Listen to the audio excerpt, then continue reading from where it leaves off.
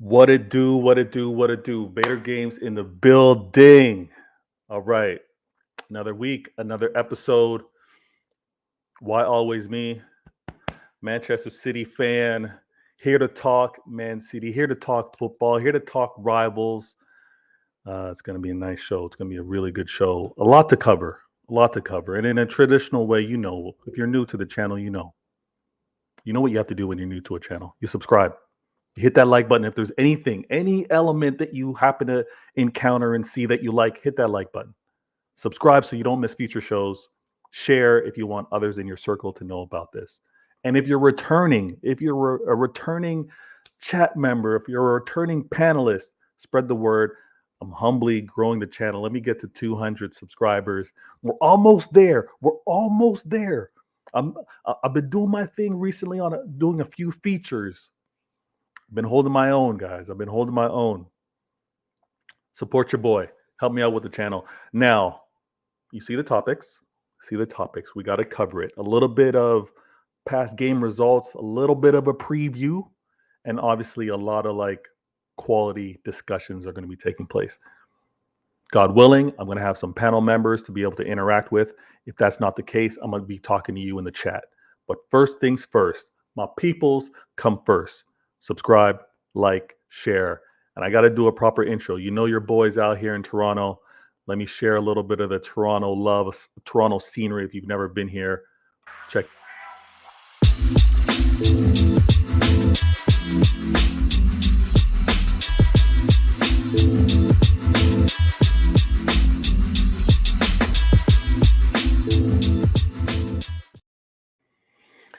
Yes. Okay. I got a few things to get over. Let me quickly shout out my peeps real quick. I got to show them for being one of the first two in the mix. Let me shout them out. Anthony, what it do? You're here. I appreciate it. You're first this week, my guy. Thank you so much. And my man, Big Morgan, how you doing, man? Hope everything's good. We got some serious things to talk about, man. Make sure all my levels are good. I'm seeing that everything's tracking pretty well. Let's just get right into it. City 3 versus Wolves. Wolves in the past have kind of been like that bogey team for us, right? They caused some issue. And I know we've also had some incredible slap-ups against them. So I know a little bit of the fan base were a little nervous, worried whether we would continue the form that we've shown versus Spurs with that comeback win 4-2. And the team didn't disappoint. I mean, yeah, maybe there were some concerns that we could have had a better start. Shout out to my man, True City Fan. What it do? If you have not subscribed to his channel, quickly look in the description. You'll see him right there. Subscribe to his channel. Help his channel grow. I want to get to 200. Get this man to 2,000. All right, levels. But the fan base was a little concerned with this match going into Wolves. One, is Pep going to remain consistent? He charged everybody up, fan base, organization, players. He said, we need levels to increase. I need to see that hunger. We want to see whether it would continue. And we want to see whether the fans would continue with that at home. Did not disappoint. All right. You can see the patterns of play. You can see the confidence among the players. But I'm not going to spend too much time going over the game because the beauty of it, if you subscribe to True City Fan, Mancunian Way, Pitch Points, if you're been in the spaces, Adam has an amazing space.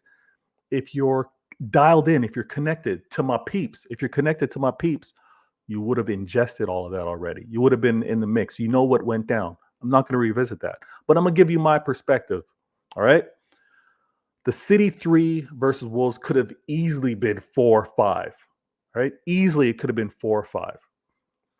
But I'm gonna spend this time just focusing primarily on this whole notion about Haaland being good for City or not being good for City. Is City better with him or without him? There is no doubt, there's no question that we're better with him.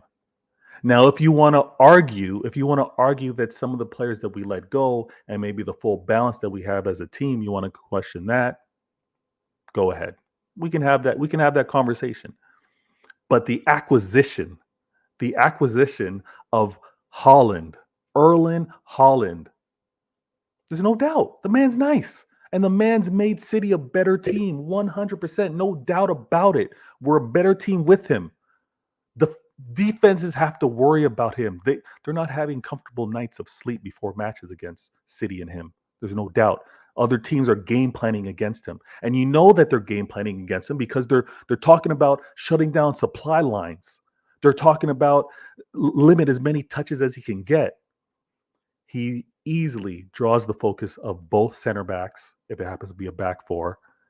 And you often have to make sure that you're within arm's length, or actually try to be in his pocket if you're going to properly guard him.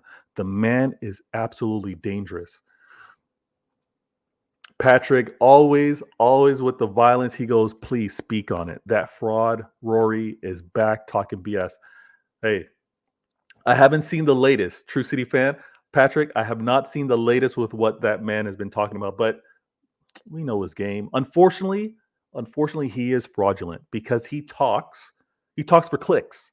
He doesn't talk from a space of knowledge or intelligence, unfortunately, because his take on Haaland was absolutely disgraceful. And I'm glad that you were on his neck from day one. You made sure that he was made clear that you are talking garbage. You're talking crap. There's no way that Haaland was going to have the performance that he described at the start of the season. True City fan also goes, our defense has been poor. Look at the goals conceded, but Stones and Laporte back clean sheet. Not a surprise. It's unfortunate. Work schedule and time zone for me out here in Toronto, wasn't able to have True City fan, but he's speaking facts. Our defense and Pep's rotation, player personnel, what he's done since the start of the season, not only did it affect how we defended, how we conceded goals, but it was also important with how we had our build-up, with how we defended as a team, and even how we attacked, because we know we defend through a possession. And the mixture has caused a little inconsistency. We now have our players healthy. We have our players healthy now. So you're going to see a lot more consistency defensively. Everyone's going to know their assignments, knowing where each other needs to be. There's that chemistry that needs to happen with familiarity. We have that now. Pep's going to be doing his thing. City will be doing their thing. It's going to be absolutely amazing. My guy, Don Smoke goes, yes, my man.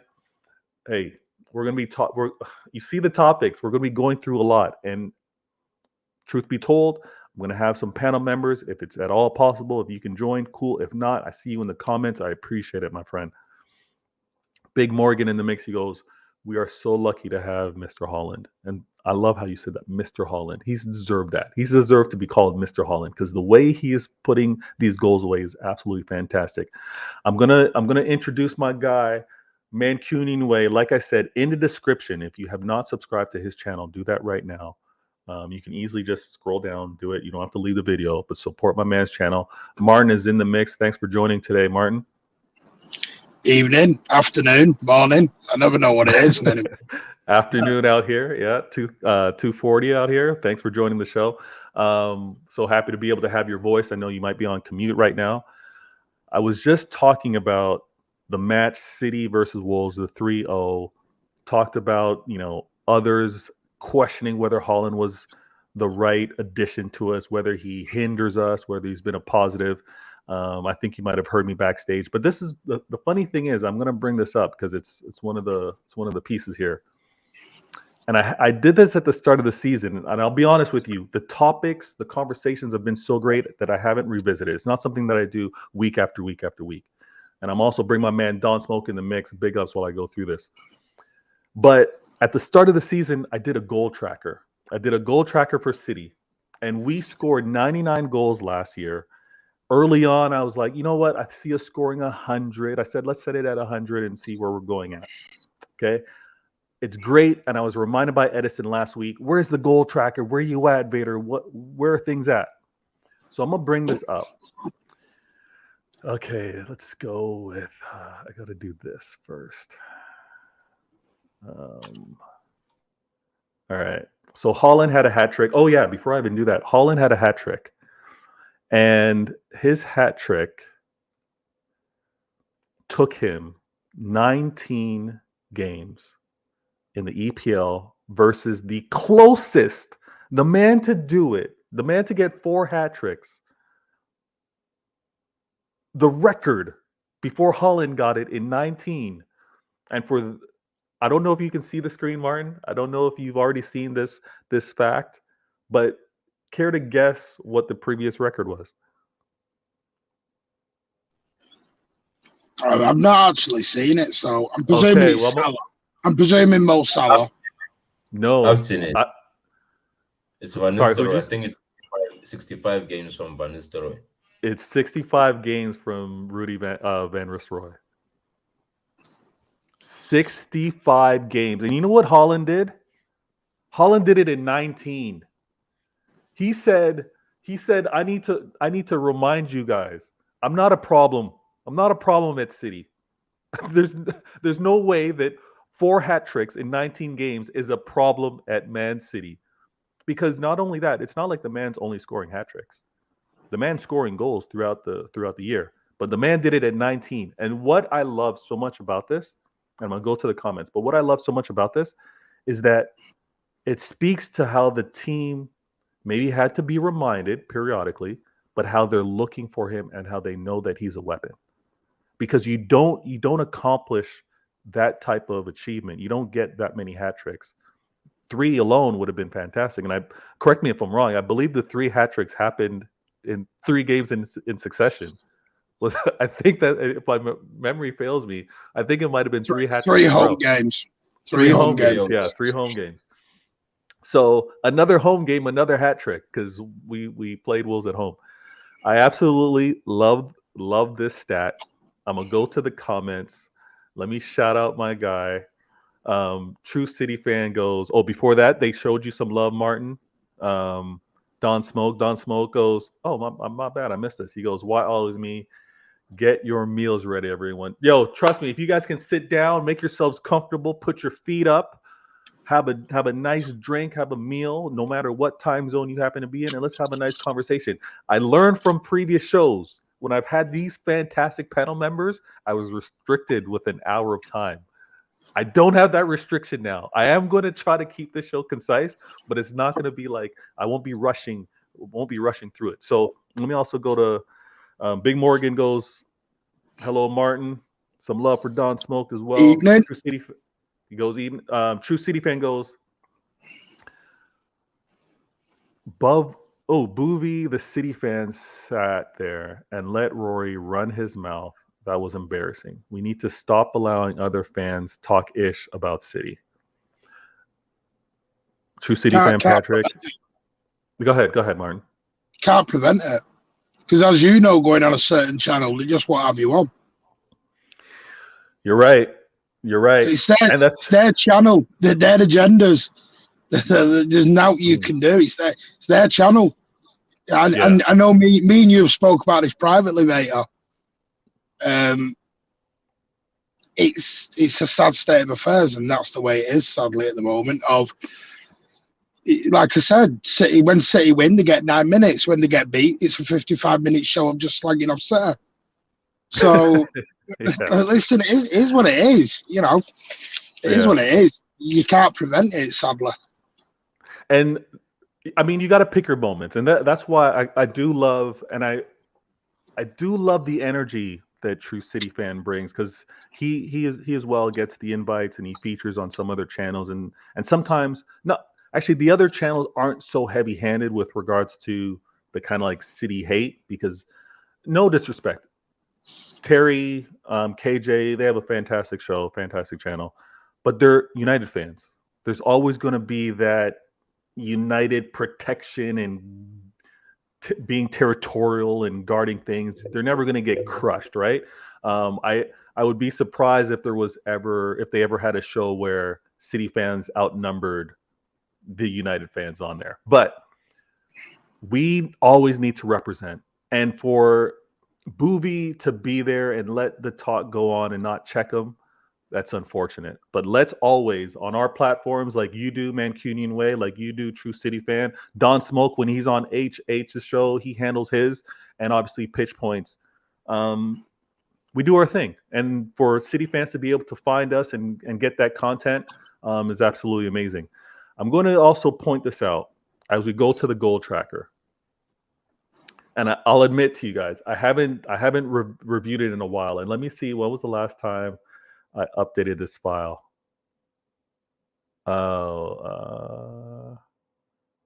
Actually, it pre-saved on me. Oh wait, no, hold on. Yeah, pre-saved on me. But just so you know, you can tell how long it's been when I put this on screen. Okay. I don't know. I think you guys can see that pretty clearly. The last time I updated this, and let me change this as well. The last time I updated this, Haaland had 15 goals. That's how long it's been. That's how long it's been. He's had 15 goals. So bear with me in the comments. Yo, Ed, my guy new to the channel, sub up. Thank you so much. Love the support. Big Morgan goes, Boobies, a yes man, not very smart. I don't know the man. I do like his aggression sometimes, but I hear you, maybe he doesn't take the most strategic point. They're getting paid. You got to remember that. It's their job. It's their job. It's true. So they can't say certain things. It's their job. They get paid for it. This is why, someone like me or you, it's not that we don't get a lot of invites because it's not our money. We're not losing money. So we're going to go on and say the absolute truth. We're not going to get an agenda given to us 30 minutes beforehand. No, that's right. Our truth is bad for their pockets. Exactly. City truth is not good for their pockets. So I get it. And thank you, all of you in the chat right now watching the show. Hit that sub button, share it if you can. I've been so grateful for the support recently. This start of the new year 2023 has been amazing. And the views and the support, the comments, the likes have been absolutely amazing. Let me go to this real quick. And where did I put? You guys can hit me up in the chat as well. Where did I put this? I'm hoping I'm not messing this up as well. Nope. See, I don't know if you got it. I know exactly how many goals we've scored this season so far. How many we've scored? Yeah, but I need to update it by players. So let me do it real quick because I think we're at EPL or cross. Yeah, just in the EPL, because we scored 99 goals in the EPL last year. So I'm just right now on Premier League. I got the Man City squad up. The first name who's had an assist or goal is John Stones, and John Stones has not updated his stat sheet with a goal and assist. Next up, we got Nathan Ake. Nathan updated it? No addition goals or assists. Next, we've got Cancelo, and I believe Cancelo now has. He's not scoring many more. Does he have any more assists? Does he have any assists? Let me see real quick. I doubt it. You might as well freeze his numbers, Vader. No, he's gonna be back. Freeze his numbers off. No, Cancelo's one of the topics. He's fine. He's just fine. No goals or assists for Rico yet, but he's been phenomenal. Akanji, no goals or assists just yet. What do we got here? Cancelo, no. Laporte just getting back. Calvin Phillips just getting back. Gundogan was at 2 goals, 1 assist. He's now updated with 2 assists. So let's change that. That brings our tally. Well, actually, let me continue going. Jack Grealish. The last time we did this, guys, he had 1 goal, no assists. And Jack was getting pelters.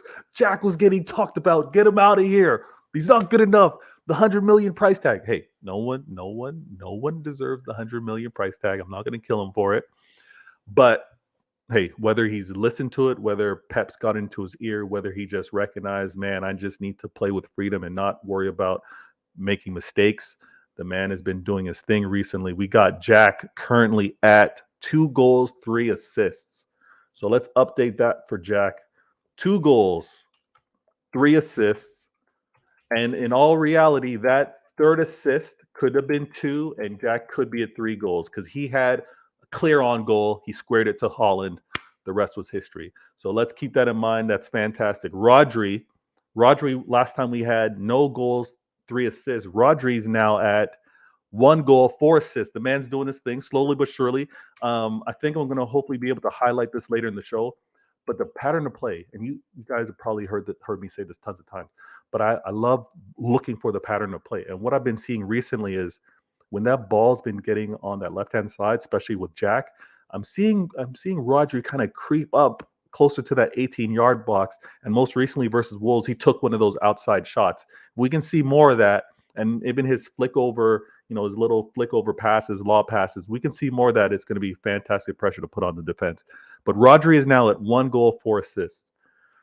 KDB, when we had him last, 1 goal, 9 assists. My man is now at 3 goals, 11 assists. He should be at 15 assists. If I'm going to be real with you, KDB should be at 15 assists right now. There's been a few headers that have gone slightly high or off target, but it is what it is. Halfway mark of the season, the man's at 11 goals. I believe the record is 21 assists within the season. So he's on track to break that if we kind of look at things. Bernardo Silva. Last time we had him at 2 goals, 4 assists. He's still at 2 goals, but he's now at 5 assists. We honestly, with regards to Silva, we're not looking for the goals in particular, but we are looking for the movement, recycling of the ball, relieving pressure, build up play. That's what he's there for. Man puts in incredible mileage. Phil Foden. Last time we checked, my man was at 6 goals, 3 assists. He's added 1 goal to that since. 1 goal to that. I think we would all admit, and Martin kind of joked about it earlier, Cancelo, Foden, those guys are in a little bit of a doghouse. Maybe need to show Matt fitness. Maybe need to show that Pep can trust them with what they need to do. As I say that, what do you think might actually no? Let me say that for later. But I'll go to the comments real quick. We got Cap in the building. Good to be back in the stream. Good to see you. Hey, the timing's working out. I'm glad that you guys were able to join. Eagle Eye, big up. Brought here by Patrick. Hey, Patrick, the legend, the man, the myth. Thanks for liking. Hang on. What's he sending them all to you? I'm not getting any of these. Come on, Pat. Share the love out.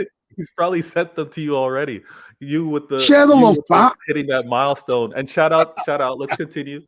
Let's continue to show the love. This is a community out here. It's fantastic. Every show that I launch or promote in my tweets, I keep my peeps in the mix. All their details are in the description of this video. So let's continue to grow the community. I get a sub. True City fan should get a sub. Mancunian Way should get a sub. Pitch points. That's how we grow. That's how we stay connected so we don't miss each other's content. True City fan goes, he needs to talk more though. Boovy allows Rory to slam City not having it, mate. At least speak back.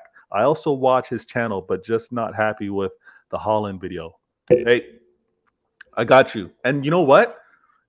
I think as a City army, maybe we need to have mission assignments. You know what I'm saying, Patrick? Like you could be on Rory's neck 24/7, right? He's out of line. We got Don Smoke doing his thing as the assassin, HH, keeping that panel straight, right? When Don Smoke has the availability, he keeps his HH's panels straight. And then we got Mancunian Way bringing young and old together with his channel, being at matches, being able to dress the streets and deal with that. And then we got Adam in the spaces, pitch points, tactician, the tacticals, the coach, the learning the City system. We got all angles covered. So maybe we need to just assign some mission plans out here. Franklin goes, without Lewis, I think we would be struggling a lot more this season. He deserves a lot of credit right now. Hey, you're absolutely right. Rico Lewis is one of the topics on screen right there. I'm getting through this goal tracker, but we're going to talk about that, Franklin. And then I got Brush in the building here, courtesy of Patrick. Big up. Yo, Brush, I see you, United fan. No love, no hate. We're rivals, but we can be cool. We can be calm. Thanks for supporting the channel. I sometimes talk about United, not always, not disrespectfully, but always with a little pinch of salt. So thanks for being here, my guy. Hamza in the building. Big up, my guy. Yo, thank you, my friend. Thanks for being here. Thanks for being here. Now, where was I? The goal tracker. We last talked about Phil Foden, and we're going to talk about him, one of the topics. We got Cole Palmer. No disrespect. I do love what I'm seeing from him. I actually captured I did a little screen grab video-wise because there's a skill. There's a skill that he does on that right-hand wing. Don Smoke. I'm not sure if it comes to mind real easy. But there's a little he kind of shows the ball as if he's going back. Yeah, as if he's going back to defense. Yes, and then he turns and attacks. Yo, I love that move so much. I had to screen grab it and watch it. I'm trying to teach it to my son. But I love that element of his game. It's nice. You know, if only he can be kind enough to show it to Foden. See, Don Smoke with the smoke, man. All right. We'll get into the Foden and Cancelo for sure. But Cole Palmer, he's not on the score sheet. He's not on the assist sheet just as of yet. And this brings us to, as Big Morgan likes to say, Mr. Haaland. Mr. Haaland last updated was at 15 goals. We've all seen it. It is no surprise. The man is he's added 10 more goals to that tally. 25 goals in 19 games. Absolutely disgusting. I believe he's actually surpassed. He's got the record for goals per appearance per minute. I think that was a goal. That was a record that Aguero had, and Haaland has now surpassed that. Obviously, it's going to be difficult to maintain because more games will be played. But as of now, absolutely disgusting. And he's got 3 assists. He still has 3 assists. Phenomenal. His assist tally could be a little higher too because he squared off a few passes for his teammates to have scored, and they kind of messed things up a little bit. But he's been absolutely phenomenal. Do you know what's scary about that? Sorry, go on, mate. No, you're good. You're good. What's really scary is Pep's comments after Wolves. Talk to us. On Haaland. I don't know if anyone's seen the embargo section, but no, tell us. He come out and said, "Well, we're still trying to find out about the false 9 because they asked him about the false 9. He went, we can't play false 9 with Erling because he doesn't track back. So they went, right. And then he went, but we're actually still learning. We're still trying to learn. I'm like, this is learning. What are they going to do when they hit it? Yes, fantastic point. Scary. Absolutely, and again, I know, City fans. Sometimes we get anxious. We've seen so much great quality, and often it's looked easy. But we gotta also remember, despite the pressure that we're kind of feeling with the start that Arsenal have, the changes that we've taken on this season, the addition of the players like Haaland, like Alvarez, like Phillips, like Gomez. The learning curve is steep.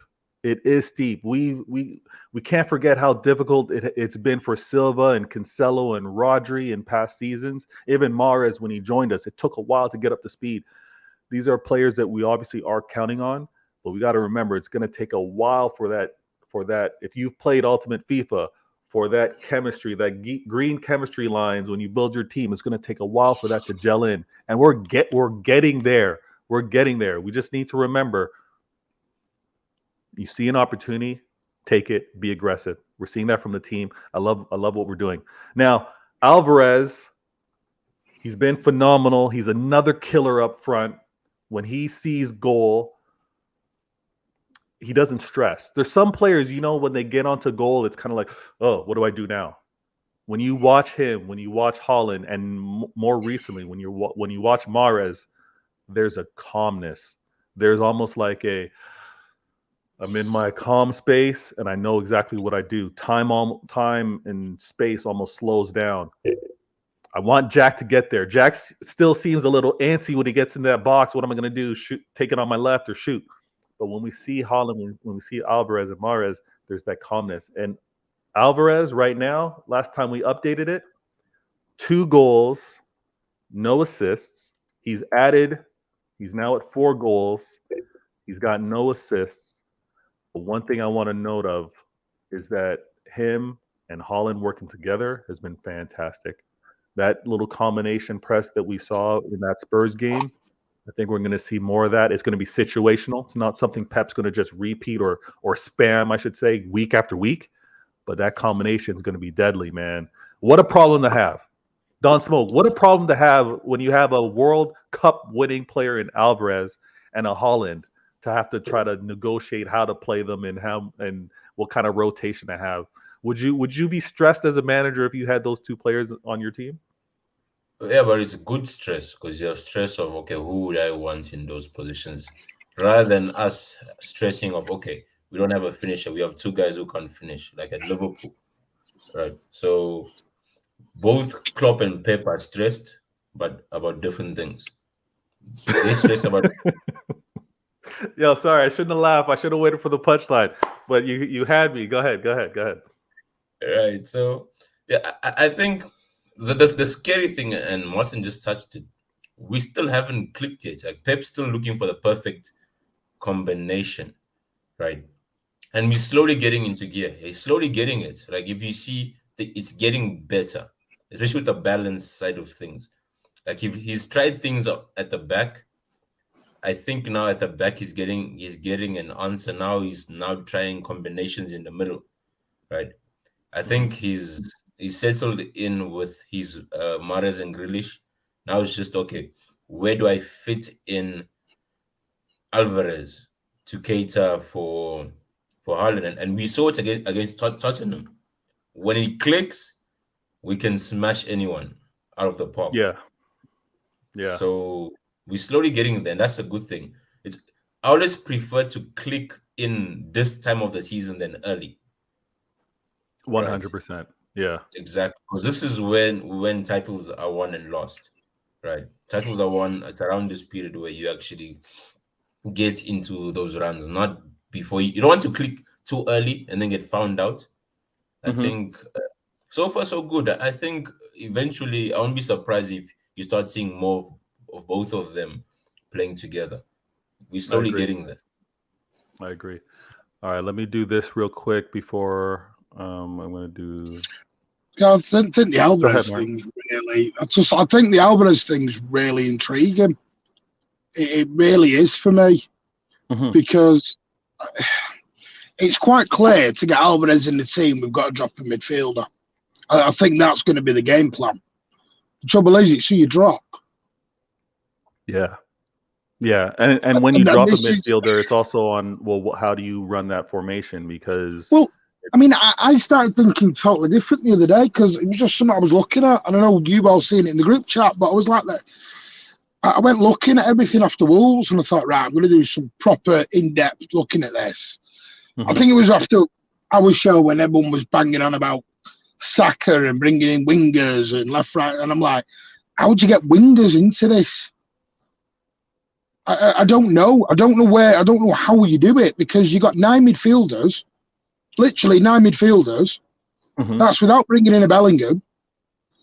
And you sat there and then you still got to get Alvarez in. And if you're going to play wingers, that's for Haaland, not Alvarez. So I'm like, I'm getting a bit like Carl. I don't have an issue with Alvarez playing. My issue is I think Alvarez is going to get peed off very soon about not playing. That's my only worry right now. Yeah, there's going to be a difficulty in what that combination is for the squad to work really well if Haaland and Alvarez were on the pitch at the same time. And even going back to the question asking Don Smoke, like there's a good stress to have to try and figure that out. The great thing that I like about Alvarez too that we've seen is his versatility. Like, yeah, he can definitely play at 9, but when he's played quote unquote on the wing and he's been on the left, he's been on the right, he actually did that for his country. I think it could fit really well. Let me do this real quick. Vader game. I'm going to point this out. And again, thank you last week as I shouted this out to YouTube. Again, this is for analysis. Do not copyright strike me. This is for analysis purely. I just want to point out something very briefly with regards to what I saw. It's just analysis. YouTube, this is just analysis. When I talked earlier, guys, and I said how I like the confidence that we're seeing from Grealish, the pocket of space that he's taking, and it's clear to see. Like I've calmed down. It's clear to see when Grealish takes a glance into the 18-yard box and he doesn't quite see Haaland in occupying that space. He's waiting. He's not overly aggressive. He's not taking on the defender. And also, what I've noticed is if he's defended 1v1, he'll take him on. If he sees the midfielder kind of creep over, then he'll recycle the pass and build it up. I'm going to show this really briefly. It happened versus Wolves. This is, I believe, like around the 30th minute in the game. The score is 0-0. All right? But the ball's at Jack's feet. He's out there on the wing. I'm just going to show what he happens to do, the little build-up play. It's going to be very brief. But notice this. Notice this, everyone on the show.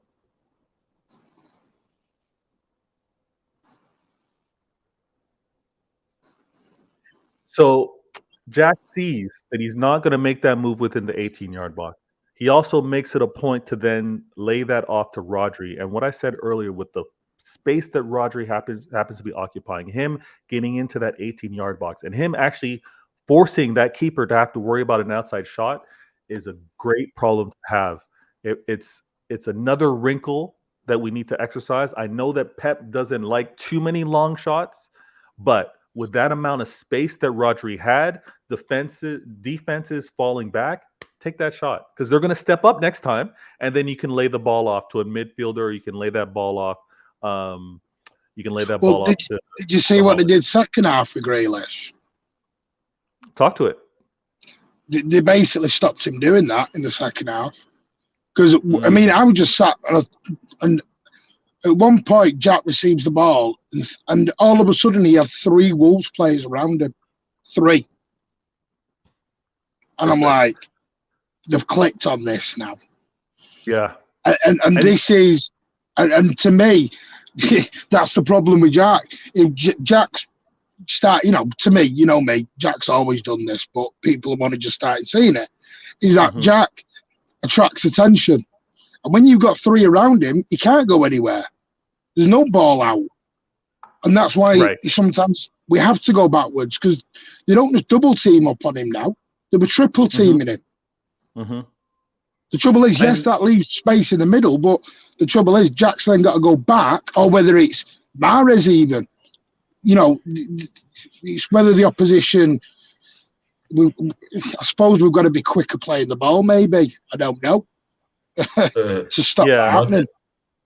Martin, I think this is the next step for Jack, whereby he needs to learn how Gundo does it. Gundo is one of the best at picking pockets within people's legs, right? Whereby if you see Gundo's releases are very quick and it's normally precise, whereby they come quickly, attracts the attention, then releases instead of the safe pass, right? So Gundo, and if you notice, Gundo does take those risky passes, and one of them is how he got Haaland in, I think, against Bournemouth or whatnot. So it's that thing of whereby you need to learn, attract the attention, then quick release, so that the timing is perfect, right? So I think that's the next step. See, well, I think Pep's got to. I agree with that. I think Pep's also got to sort of quick it up a little bit. Because I noticed even Mahrez are doing it. When they do attract that attention, they both got Pep's pointing, go back. Pep's pointing to him, back. And that's the thing that I think Jack and Mahrez both been criticised for him. And this is why I've always defended him, is because it's not their fault. They're being told, go back, start again, go across the other side. Martin, go ahead, John. Is Pep saying go back because he doesn't want them to attempt the pass, or he knows that the skill to do that is not there yet, and he's preventing a counter attack from happening. Because He's always, for example, to be fair, he's always done that, Dom. He's always gone backwards. I'll tell you why. But listen to this, right? If KDB or Gundo has the ball, Pep wouldn't say go back. Why? Because Pep knows that these guys have the ability to do it, right? At a higher success rate than the other two. I see the right. point. I get what you're saying. I'm just not sure because I've seen both. And maybe it's this season. I've seen them all do it this season of go back. Yeah. No, but certain players don't do it. That's what I'm trying to say. Like, if, for example, a Palmer, like that trick you spoke about, when he does it, Pep doesn't complain. Because I think Pep, as a coach, you know your player's abilities, right? Like, okay, this player, for example, there's a high probability that he'll get out of this tight space. Because I don't see Pep yelling too much at Palmer when he comes on and he tries it. Because you know, no, but he doesn't play him, Dom. No, when he does play. Yeah, I think it definitely would be situational. It's also something for us to continue to look at. I'm going to introduce my man Carl Pitch Points in the mix, and I'm gonna throw this to you, Carl. I'm not sure if you're able to see the screen. Yeah, I see it. Man. Good evening. Excellent. Good evening, my guy. Thank you so much. I was just bringing up the point. Busy day? Oh, busy day, but I gotta find time for you, man. Hey, I appreciate it, man. And again, when I got two coaches, right? two men that study, able to be on the panel and share their point of view, even 5 minutes of your time, I appreciate. Cool. I was gracious enough. YouTube, thank you so much. You did not copyright strike me last week when I briefly analyzed, for analyzing purposes, put this on the screen and broke it down. You see the reduced screen. You see not everything being shown. So I think that's why this is allowed. This is an example right here where I just talked about the synergy, the familiarity, and even the directness. The ball right here is on that wing. Often, I don't get the vantage point. For those that attend the games, they can obviously split eyes and see what's happening in the 8-yard box, see what's maybe happening defensively when Jack's making the decision. Sometimes we only have the vantage points of seeing a few players on screen. But I think in this instance, when we've seen the aggressiveness from Jack and Mahrez, it's maybe more trust that's been given to them. Maybe it's more confidence that they're able to have. But then it's also the players around them playing their role, because what's noticeable here, and I just pause it and I'm going to let it play when the ball gets to Rodri. Well, before you do that, I want you absolutely. I want you to observe the body shape of the two players in blue. Oh, you're stealing my thunder, Carl. Viewers, this is the problem. Carl and Martin, because they're coaches, I was going to break this down. I was gonna say this, but Carl, with the eye that he has, was already getting to it. I'm gonna let him do his thing, but trust me, this is what I was gonna point out. Go ahead, Carl. Go ahead. These are the things that after coaching for a long time and being part of the setup, you get to see. The body language. Look at that. Look at the body. Look at the arm. Look at Haaland's arm, right arm. Look at his foot. Look at his head shape. Look at the Wolves players. Look at their head shape. They're looking. That's KDB. Yeah, that's KDB. That's KDB. They're looking at the ball. Meanwhile, KDB points the way he wants the ball. Yeah. So already they're already thinking 3 steps ahead. I love it, and I'm gonna play it through. And this is the occupying space. This is the chess game where defenders have to worry about it, and then when it's repeated over and over again, then there's a counter. The other thing, if you notice what Wolves are trying to do here, is they're trying to overload that side of the field. So there's 4 versus 3. You see that? Right? So they're trying to overload that side of the field to win the ball back quickly and transition. But the problem is that Kevin's position is so good, and so is the other guy who's back there next to the referee. Rodri. The referee's invisible, right? Just because consider the referee not being there. So there's a big gap. There's a massive gap that's there. They've basically used space to outmaneuver Wolves. Love it. And I'm going to play it through really briefly. Don't focus so much on the outcome, but look at the movement, viewers. Look at what's happening here. Yeah.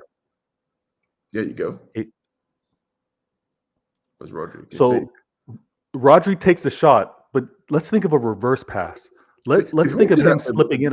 Again, we talked about the referee being invisible. Right? So we saw the referee there. If you take away the referee, it's a massive hole which Rodri receives the ball in. Jack knows that. Jack knows if he plays the ball towards the referee's going to step over, and Rodri's going to get the ball. That's what happens here. Yeah. So love it. Love it. So I just want to pause that. I want to share that with you. I'm no tactical, but I love watching patterns of play. I love seeing movement. So I just want to note that we're doing so much better than the start of the season. Pep was Mhm. figuring things out. Players were figuring things out. As I get into the next few topics, I just want to remind everyone of this. Let's look at how we're playing. Let's look at the positions we're occupying, and let's also remember how aggressive the players happen to be right now. But shout out to everyone with regards to the comments. I want to remind you, if you're new to this show, thank you so much. Like, subscribe, share it. And again, I hope to see you again for the next show. There might be something bonus. I'm doing features as much as I can. So definitely continue to support Pitch Points, Mancunian Way, True Yeah. City fan. Yeah. It's all appreciated. Let me go to. I mean, Go I don't ahead. know how you want to be. You want me to comment and show you what some tactical points here as we go along, or how do you want me to roll? Because Oh well, I was. talk about here, right? Oh, if there's more you want to share Yeah. with this pause screen right here, yeah. So when our fans, many of our fans get frustrated about the team and they're not good enough, or why aren't we buying new players? Here's a good example, right? There are two types of superiority having the game. Two types of superiority, right? There's positional superiority and there's tactical superiority.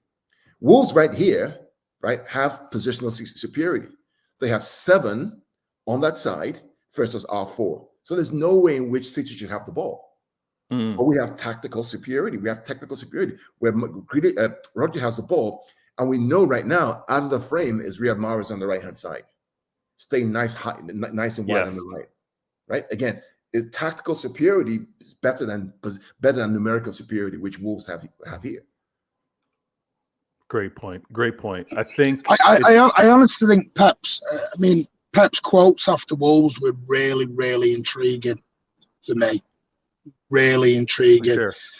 Because everything he talks about is because he even went into about like Carl said, when everyone's talking about they want quick, decisive, blah blah blah blah. And Pep just went, well, no, because sometimes it looks slow, but we're doing it on purpose. We're doing it for a reason. It's all tactical. Like he said, if we just all go guns blazing, we don't allow our defence to push up and come and help us. And then if we do that, then they break and we're not out of trouble. He said he's basically coming to the crust of it is, I want everyone in their correct position. If we have to slow the game down to get that to happen, then fine, we do that. And that's he sort of really methodically explained it after Wolves, which I thought was quite refreshing of him actually. But I see it came out in the embargo section, so I don't know how many people saw that, heard that. But he really talked about how, you've got to allow the chance for your defenders to come and join in. And then you've got to make sure you get back to come back to cover any breakaways. Yeah. And he was really, really clever in the way he explained it. It's like I said, we can't just go bombing forward and away we go, because then all hell breaks loose. And he sort of used the Newcastle game as a really good example of how it was just, you end up doing ping pong. And he didn't want that. And I think what Pep's done in the last few weeks, he sort of put out his game plan, but he's done it over about 2 months. So like a month ago, 6 weeks ago, it all came out about possession and control and body language. And then he's explained a bit more next game. And then he's had his rant. And then he's come out and explained a bit more. And you eventually get to the crux of it all. It just takes a very long time for Pep to explain it. He sort of gives you little tidbits and then that's it. And you're like, all right, well, that still doesn't make sense. But then 6 weeks later, you get to the actual point of what he was meaning by it all. I hear you. Don Smoke, did you want to say something? Yeah, I was going to say one of the biggest differences, right, which has happened is we've moved our attack, right, from the left to the right. Because before, it was Cancelo starting. And I think with Cancelo is more chaotic and less disciplined than Lewis, right? Because we were first tucking in when Walker, even after Walker was injured, right? So you'd have Stones or Akanji as a right back who would form the back three, right? And then Cancelo was given the freedom to invert. Whereas now we've moved it the other side, whereby the three defenders are coming from and we saw it with Laporte, right, instead of Ake. That's why the build-up gets better, but the philosophy is still the same. Three are going to attack in, and you get a two. So basically, as I'm saying, Pep basically he was trying to find the best combination from the back, right? And hence you've seen gradually there's been a gradual improvement week after week, and we concede less chances. Yeah. Don't Smoke, it's funny because looking back now at the start of the season, the West Ham game when we saw Joao Cancelo and Kyle Walker inverting as a 2, we played basically a 2-3-5, but 2 in the middle next to Rodri, right? Mm-hmm. We now know in hindsight that was never the actual formation he was trying to get to. He was experimenting and trying to see if those 2 guys can cut it playing that system. And what we found now is that right now, the system we're playing this season is not a 4-3-3. We're playing a 3-2-2-3 because of Erling Haaland. To compensate for Erling Haaland's out-and-night beast mode number 9, we need more numbers in the midfield. And how do you do that? You do that by adding one more person in the middle of the park. And guess who plays that position best? Guess who's causing Joao Cancelo to sit on the bench? One guy and one guy only. Rico Lewis. Yeah. It's Rico. Rico's so good in that position, inverted next to Rodri, that has basically cancelled 2 fullbacks on the bench, essentially.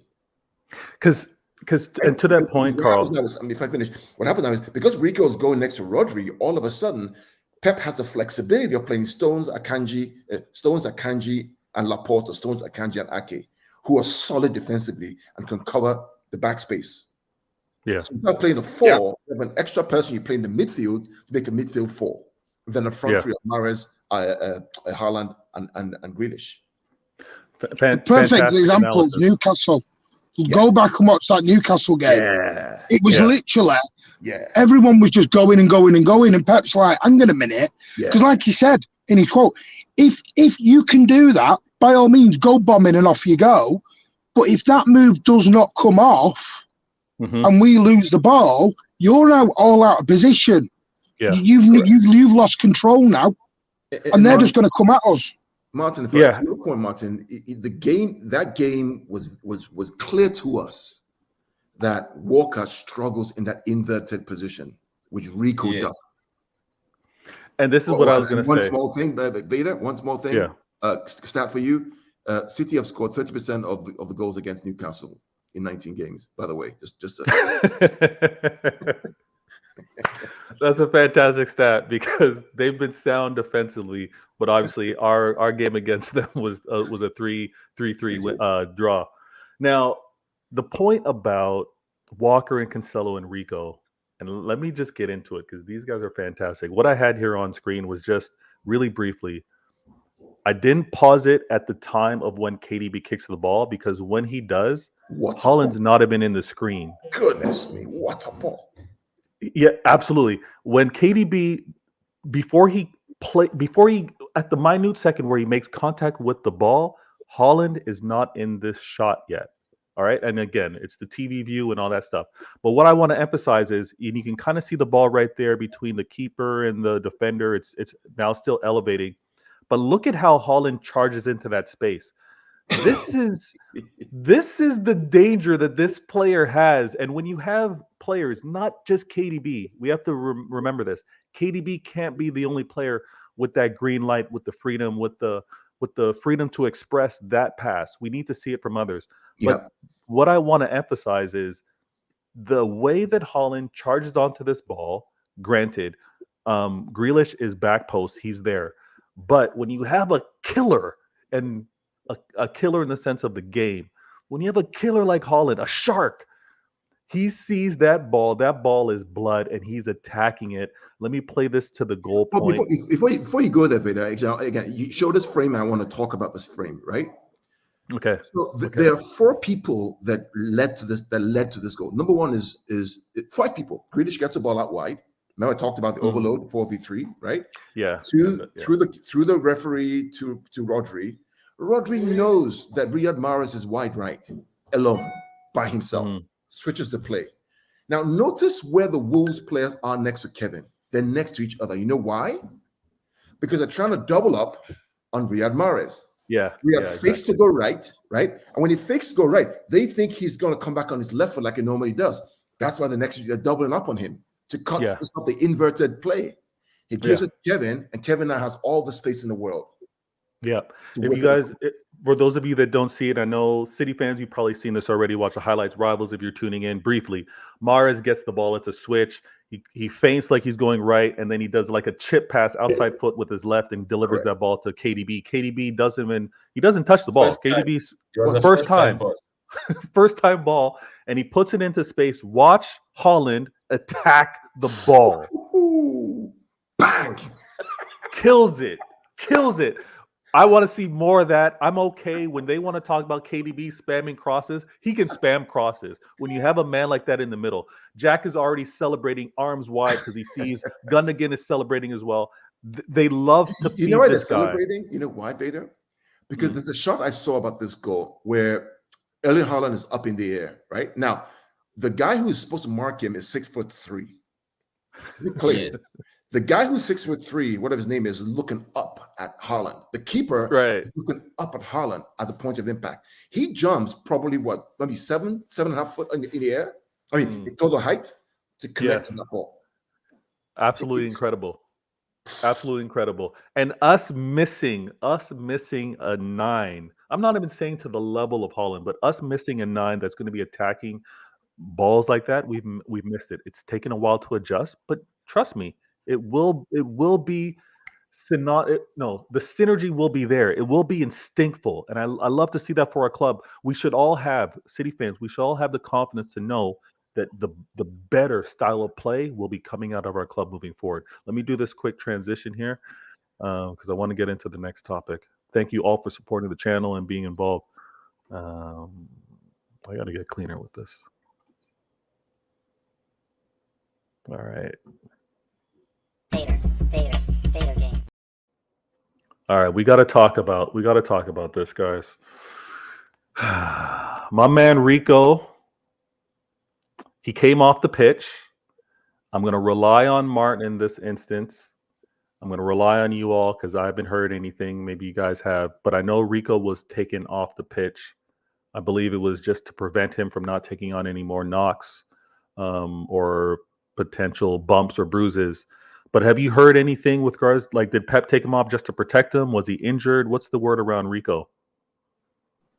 Martin, I think it was just protection in the end. I think at the time everyone thought he took a knock because he was getting kicked up and down, left and right, 2 games in a row.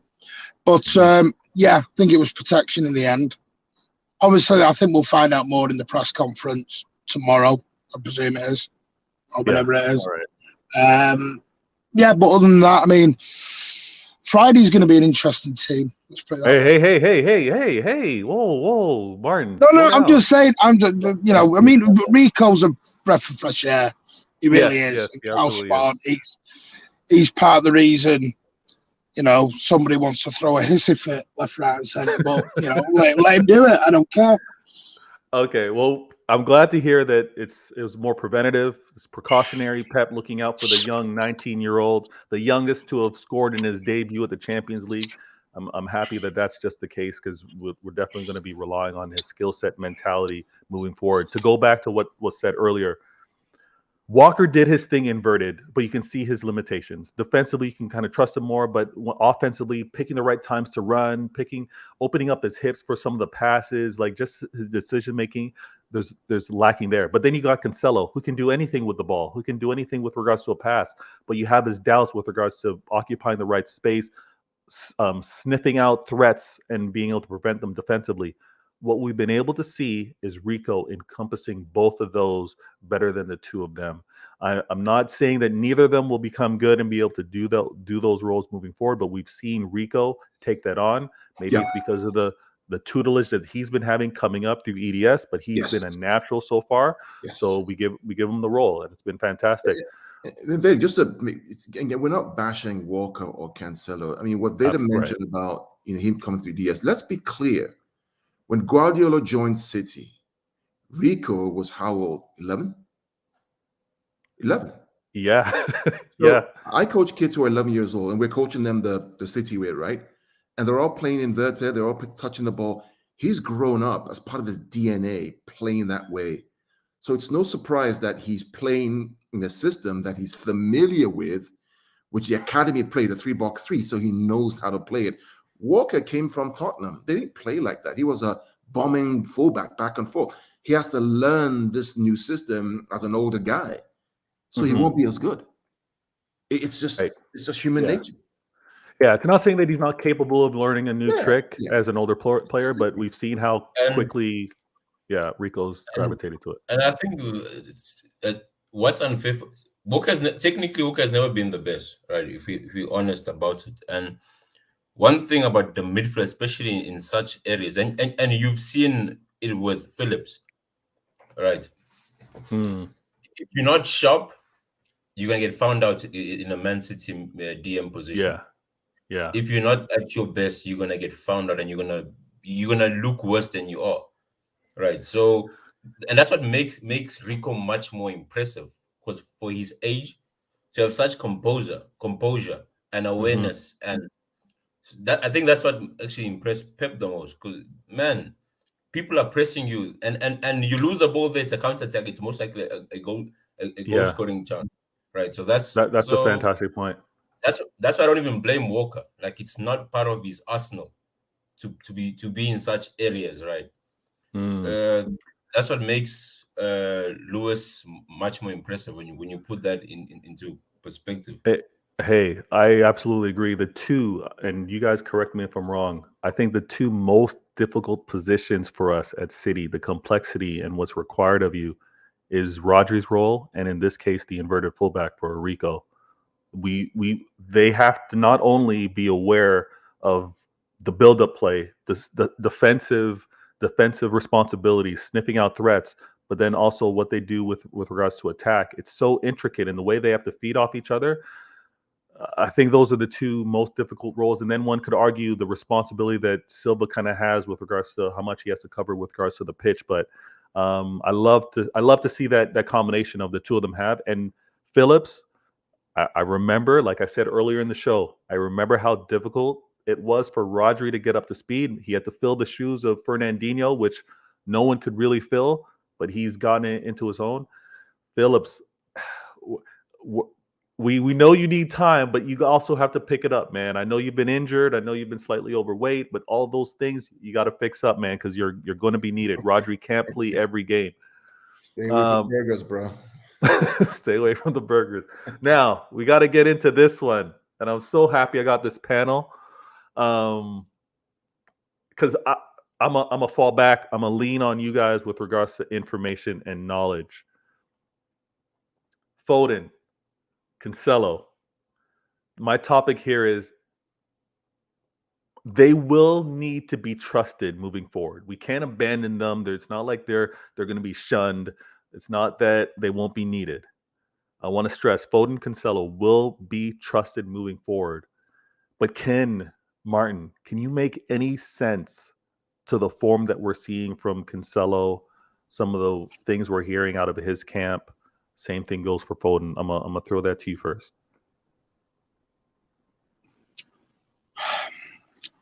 Oh, he took a deep breath. I mean, I had a chat with someone who I know, and I just said, was this story true? It was exaggerated, but he did have a padder. He did have AC fit. He wasn't an happy bunny. Part of it is because he's not playing, which is going to happen. You know, João Cancelo is a top player. He's a fullback. He doesn't want to be kicked out for an 18-year-old. You know, I think there's a little bit of bruised ego on his half at the minute. I think there's a little bit of bruised. Yeah, you know. I don't know about the rumours of Cancelo and Foden falling out. I don't know what. I haven't heard anything on that.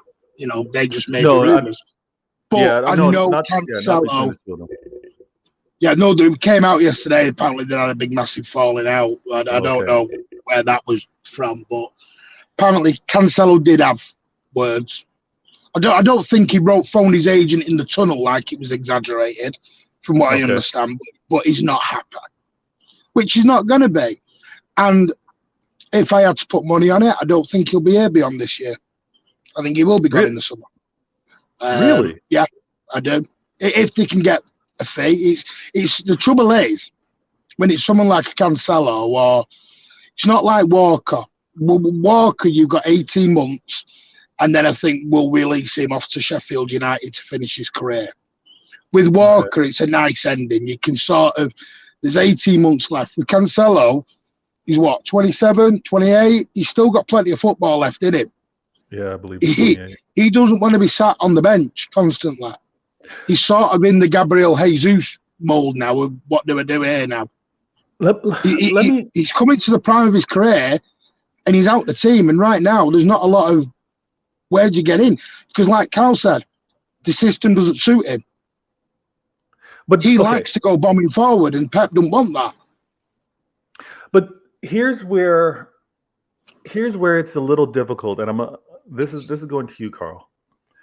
I would think that there's some instances where the inverted fullback attack or mix would maybe make sense to do from the left-hand side at times, where I would think Cancelo could play that role, and maybe we have a more traditional Walker on right back for balance. Like, am I off to maybe suggest that? Joao Cancelo did that in the season. Let's not forget, many times against Dortmund in the Champions League, the goal that Haaland scores, the acrobatic goal he scored, it's Joao Cancelo who gives him the assist. Yes. The goal that Sterling scores, one touch against Everton last season, it's Joao Cancelo that gives him that ball outside the foot, right, from the inverted left side. He's just not in form. Right? He's just not in form. I mean, case in point, Anfield this season, right? Last person was Joao Cancelo against Salah. Gets bodied, and it's a goal. I think there's ways you go about it, though, innit? Can you be a professional about it? Yeah. Can you go, right, I'm going to get on that training pitch and I'm going to show you? Yeah, he's basically gone down the Raheem Sterling route of I want a meeting, I want a chat, and that ain't going to fly with Pep. The same exact thing happened to Rico Lewis. The same exact thing, the same exact move against Salah. Guess who wins the duel? Rico Lewis. Right. Saves the game. So again, to Martin's point, it's when you get on the field, what's your attitude like, even though you're on the bench? Are you still 100%? Because if you ain't, the manager will bench you. Mm-hmm. Yeah, and you won't come back. And this is the thing. There's only one winner in this. If you want to take Pep on, fine. It's like your boss at work. You're going to take your boss on at work. You think you're going to win? You think you're winning at the end of the day? Yeah, you got to be strategic with what you're doing. But let me throw it. Yeah, Don Smoke. You see, the thing is this, right? Cancelo, we all know what Cancelo can do for us, right? My biggest issue with Cancelo is more of a mentality thing, right?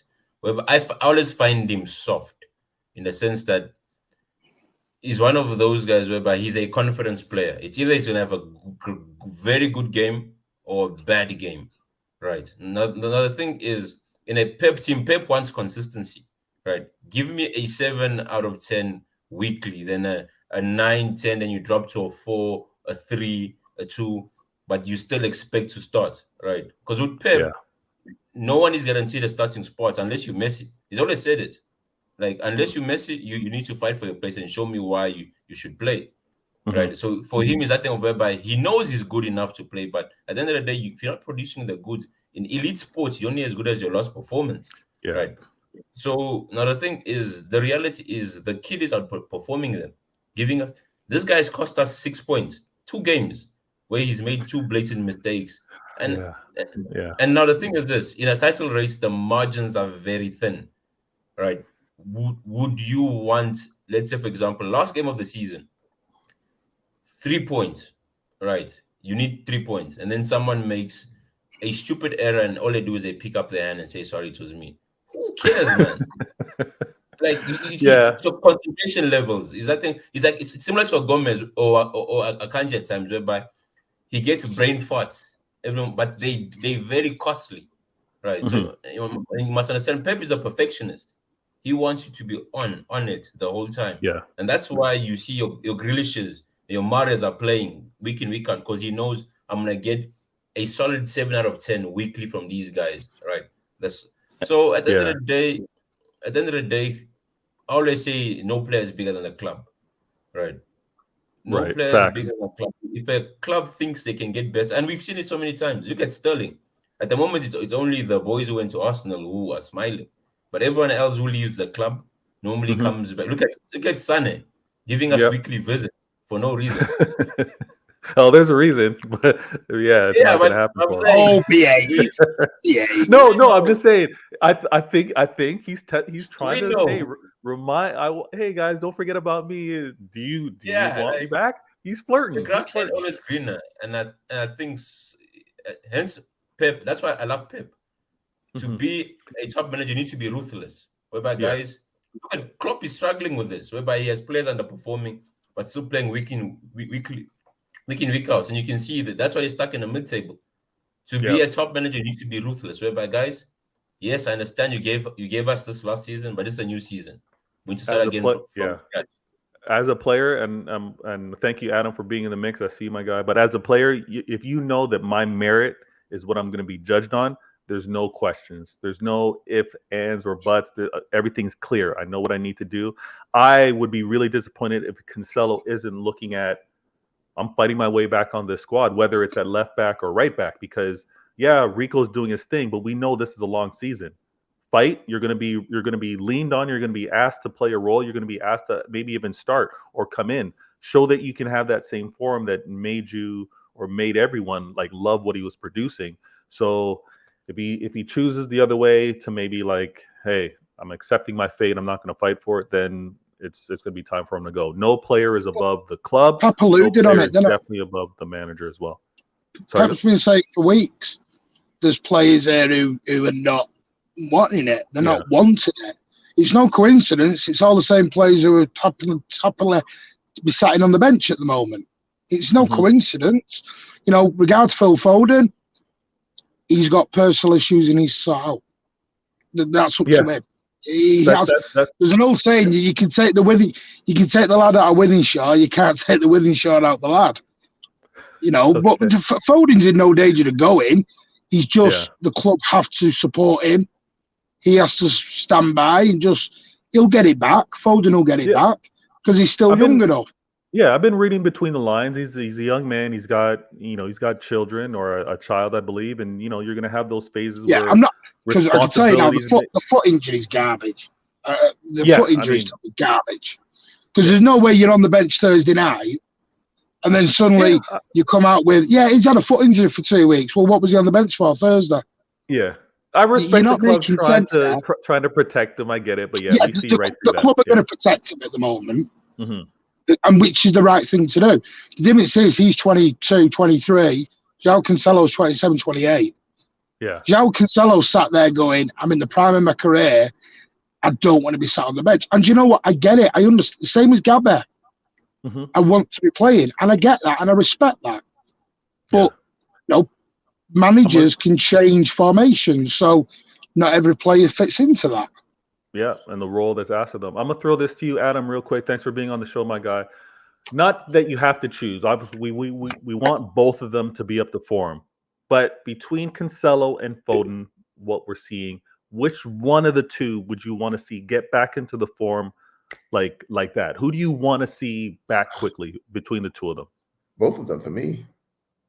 Sorry, to Adam. I was hoping to get Adam in the. I'm sorry. Adam and Mick. He might not be there. I'll wait for him to message back. But I mean, if you had to choose, Adam, excellent. Yeah. To be honest with you, it depends.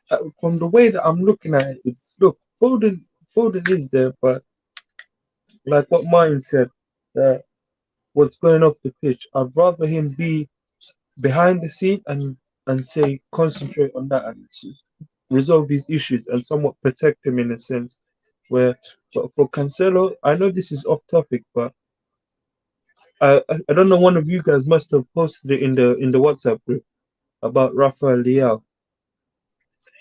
There could be a case where City look at it and say, "Look, since we also want a winger, why don't we kill two birds with one stone? Where we will give you Cancelo and say 40 or 50 million in cash." for Rafael Leao. So that way, both AC Milan are a happy party, and we get the player that we get a winger that we get. So it's a win-win Adams, situation for both you're sides. always wheeling and dealing, man. I don't know about that one, but I can see us making a smart choice rather than keeping a disgruntled player. And I know you're a little pressed for time, Martin. So please let me know. I just want to give you a time to like shout things out for what you had. Yeah, I know what it's like. I think it'll be interesting. Whatever we're going to do is going to be interesting. But like, no one's going anywhere in January, so they've got to knuckle down for the next 5 months and get on with it. Yeah, nobody's going anywhere in January. And to your point, Carl, you're saying, you want both of them to fix up and to be back in form. I think from a rotation standpoint, because I don't want Rico to have to be played every game. I know he's young. Why not? Why not? To have to play every game? Yeah, why not? Just because of the normal wear and tear that happens with he's young. He's 18. The frequency. He's 18, man. Yeah, I know, but like I don't know. If Rico's playing every game and is balling and is performing and winning games, I'm playing him. I'm playing him Champions League. If Rico can play, he can play. All right, I'm with you. I mean, out the turban vein, I want Foden. I'm not gonna lie. Foden's what about. I want Foden. Is more important to me than Zhao because I think we've got covered for Zhao. Okay, we've shown we can do it without Zhao. Foden is just, we'll get there. Martin, the reality defensively that the best left back person we have right now is Nathan Ake. Exactly. Yeah. This is why I'm not bothered. It sounds awful to say this, but I'm not that bothered about Zhao leaving. See, but we've got enough cover. Thing? No, but isn't it the same thing? If Ake takes a little nick, then where's our coverage? Even Laporte, I'm saying. He's got Laporte there. Yeah, Laporte to the left. Based on what Pep is doing, any left-sided centre back can play as a left back. You see, and don't smoke. This is hindsight is 2020 because when we started buying Akanji, we're like, why are we buying Akanji? We need a fullback, and then we have Laporte come back, and then we kept Ake. Why are we keeping Ake? We need a fullback. Now we understand because Pep wants to play a particular system, that 3-2-2-3. Exactly. Because of Erling Haaland, we need 4 in the middle. You can't play Erling Haaland on a single CDM with Rodri. He'll get killed. Yeah, exactly. And do you know what? Go to Sunday as a perfect example. Who came on for Rico Lewis?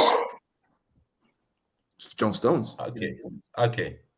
No, yeah.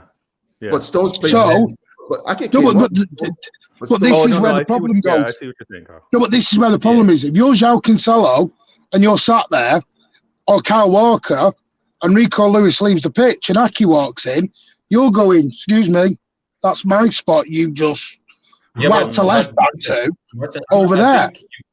The thing is, hence, we keep re-emphasizing this thing that the defensive cover will happen on the left, right? So they're not going to play anyone attacking on the left, and only the right, and the right will be for a player who can invert.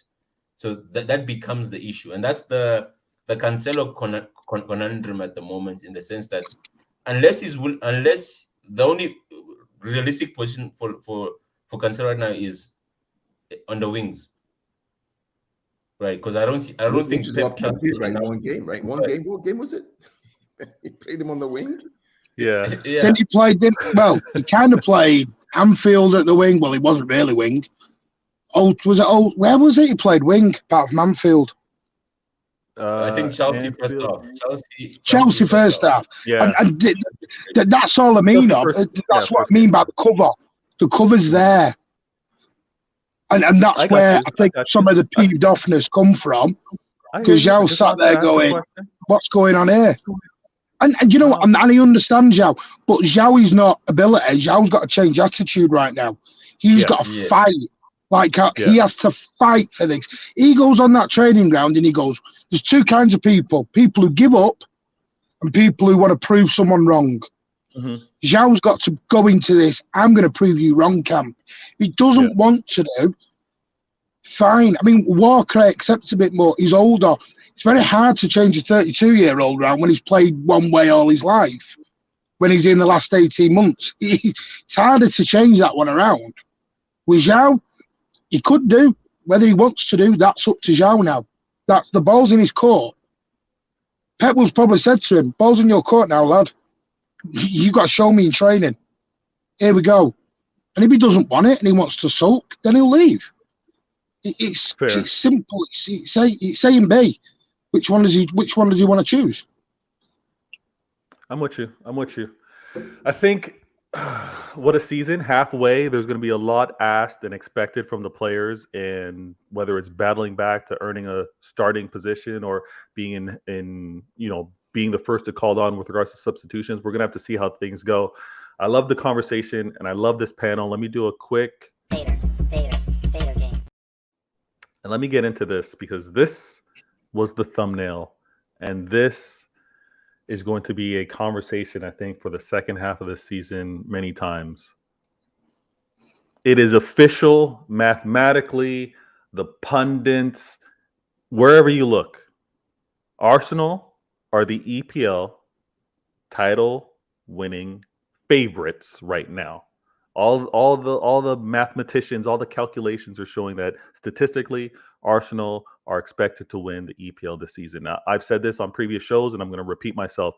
No club with the start that Arsenal has had has not won the league. No club with the start that Arsenal had. So, with that being said, City have an incredible mission in front of them. There's a goal in front of us that we need to overcome, basically. Now, I love the form that we're in. I love the fact that players are healthy.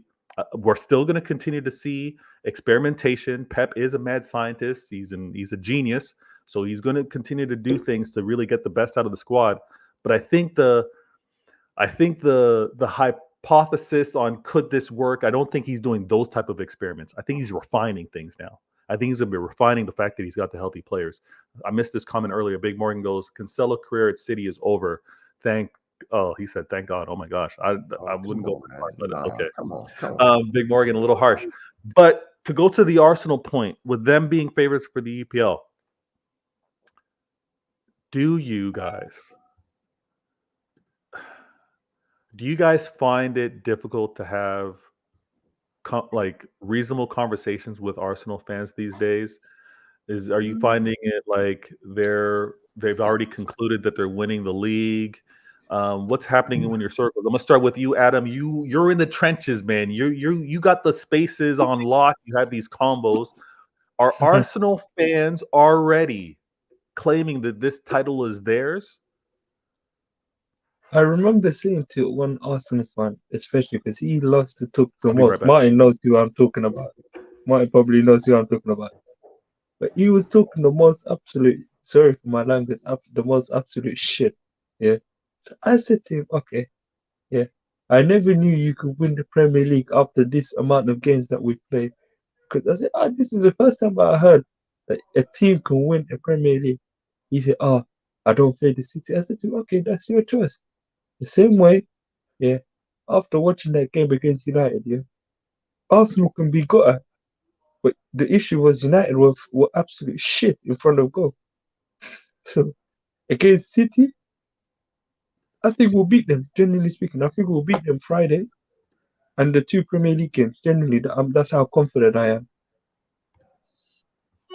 Yeah, I mean, the Arsenal fans that I deal with here, they're reasonable guys. We talk. We talk. Some of them are my very good friends. We talk. They know that it's a long road. They know that Liverpool's issues of today are a result of the chase that they've gone through for the past couple of years. They know that you're never comfortable, even if you're 11 points ahead of City and you have to play them twice. They recognize it, right? So, the sensible ones are happy that they've done well this season, but they also recognize that it ain't over till May or June when the final whistle goes. Because if you look at if City can get through the next couple of games, if you look at Arsenal's April and May, it's brutal. We're talking about playing Chelsea, Liverpool, City, Newcastle. Okay, back to back to back to back. And that's like 14, 15 points right there. So, and I keep reminding them that, in 18-19, Liverpool were 11 points ahead with 14 games left. 14 games left. A team that got 98 points were 11 points ahead with 14 games left. We have 18 games left. And City got to the finish line. So by the way, Liverpool had played City once in October. Yes, with a draw, right? Right. Yeah. Don't smoke. Let me give you a scenario, right? Ooh, paint the picture. All right. So you at the Olympics, right? You're in the 100-meter races, right? So then now you're going up against Bolt. Yeah. So the thing is, you won the 100-meter race 20 years ago, right? But your legs are still there, right? Okay. Yeah. For sports, let's say 10 years, right? Because you still performance-wise, let's say 10 years ago you last won the race, and then there's this guy Bolt. The last few races he's been winning, right? Smoking everyone. Now you go into the qualifiers, right? And in the qualifiers, you actually win everyone. You start the first one, the second one. Now you're about to run the actual finals. Now, my question I'd ask you is, are you the favorite to win it with Bolt, who's the defending champion? Yes. Yeah, I hear you. You paint the picture. You paint the picture, and I'm not mad at it. And thank you for holding down the fort when I had to briefly run. This battle is a real thing. It's a real thing, and it's not a just live the moment now. Like winning this league, and definitely this is not to come across arrogant. This to come across with experience. We can't celebrate being top of the league now. Like even at the time when we were in past years, and maybe it's because of us as a fan base, we know we're leading, we're top of the league, yes. But to be like it's a wrap, this is locked, we don't have that type of bravado, right? We have a level of humbleness. The quiet runners. Right. And I don't understand how, to your point, Don Smoke, a club that's been without it for 20 years are already claiming Title One before March, April, May have even hit us. And I've before them on it. Say again, Martin. It's happened before. You remember Liverpool were printing T-shirts outside their ground that they were league champions and blah blah blah and everything else. And I see, I'm sort of reserving judgment till after Friday. I want to see the teams. Another genius. Stop, Martin. Nope, stop. Hold on. Let me put this on screen for you. You're a genius here. Okay, Friday. Martin brought it up. Friday is, and if you didn't know, FA Cup versus Arsenal. I posed the question. Friday is going to be extremely interesting. I'm going to throw this to Martin because Martin was already trying to get into the mix, and I know he's also got time. He's got to drop off for a bit. But full strength. Are we going to see a full strength squad, or what do you think? What makes Friday so interesting for you? That's what I'm waiting for. We have to have a full strength squad. Nothing but full. We have 8 days to the next game. Yes, good point. I want that, but I also, if you're listen, maybe this is me being cynical and the dark arts here. I'm leaving it to you. You and Carl. If you, for example, a Ben White or someone, do you go through Haaland a bit harder? Do you go through KDB a bit stronger than what you normally would? Because you're thinking to yourself, here we go. I remember when we got to the Champions League final and we played Chelsea 3 times. I guarantee you those 3 muck-ups and the final were a result of how we played in the last 2 games. It psyched them out. I'm telling you right now. Yeah. My only worry of Friday is, like I said, they leave a bit on Haaland. It's a game. It's just the time. You leave a bit on KDB. You leave a bit on some because the only thing I could probably guarantee is probably Ortega starts. I think Ortega probably starts on I don't Friday think night. Ortega should even start, mate. I think we go full. I think he will because he's a cup goalie, and Pep kind of has that rule until you hit the semis. That's true. I think he could go full strength with everyone else, but he may play Alvarez instead of Haaland. The problem with that they're going to press up high, and the best person who can pump that ball wide and long is Ederson. Ortega doesn't take that risk. He doesn't give the same range as Ederson. You're right. He doesn't give the same range and threat for them to He's going to cause Arsenal to be hesitant with how much they press forward because Ederson keep that ball. But I think it's going to be fascinating. I'm going to throw this to you, Don. I think it's fascinating because we've got the full strength, like Carl mentioned, 8 days before we play our next match. But then what Martin just mentioned, because I've actually found this to have left the modern game. The fact that players could maybe stick in a challenge a little heavier than usual, a chance that a player can maybe lay it in, make a player remember them. I find that that's kind of missed from the modern game, but it brings up an interesting point. Yeah, but wait, the thing is, colors a point, right? If Chelsea didn't beat us twice, trust me, Pep wouldn't tinker. Now the thing is this: there's a psychological element to it. If you smash Arsenal on Friday, slap them. When we play them, they have to alter something, right? Because then it will be like, okay, correct, same system, different players, but we lost. Should I tweak? Then the manager gets in his head. Okay. The advantage is we don't play until a week later. It's not like we have a game on the weekend, right? That would be a different thing because normally whenever we play during the week, there's another game on a Sunday. We only play next Friday, so there's a week to recover.